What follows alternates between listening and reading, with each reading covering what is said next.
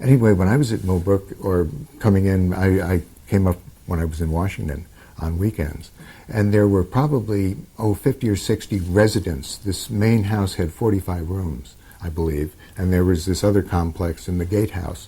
And at that time, there were 3 religions going on now at the same time. Tim had brought Castilla Foundation from Harvard, and then it became the League for Spiritual Discovery. And he had invited Bill Haynes, who was with the Sri Ram Ashram, to come with his piece, because they'd have a big schism in the ashram. All the young people wanted to turn on as a way of getting to Hindu Shiva consciousness.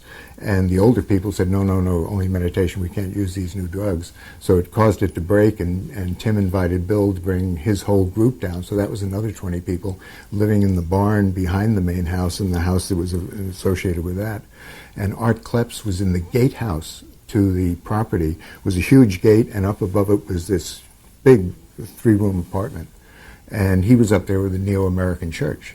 And so these guys were always clashing, and they all had their followers in groups, and there was 2,500 acres for this marvelous thing to be played out where everybody is stoned all the time. One of the things right in front of the big house, one of these little stone houses, was called the meditation house. And every day somebody else would move in there for 24 hours, and you change it about 9 o'clock, 8 o'clock in the morning. They would come and switch. And the person going in would turn on to a lot of LSD, so he would always be stoned. And if you had any problems, you'd go down and talk to whoever in the meditation house that day. But mostly it was just to be silent and a place to get high and have a wonderful time.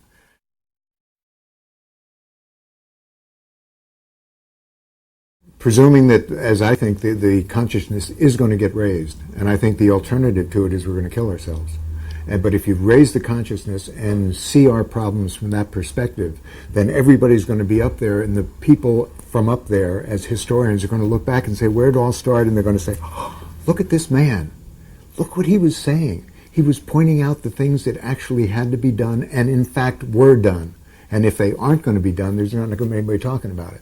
So that Tim, in that sense, is pivotal, the way Socrates was pivotal, because there's either a no way to go, which we're still going. We're still going the no way. You're not going to win it by technology. You're not going to do it with power. You're not going to do it with great agglomerations. You're going to do it with a raising of everybody's consciousness. And if that, in fact, takes place, then there will be somebody to look back and say, because of Tim, that happened.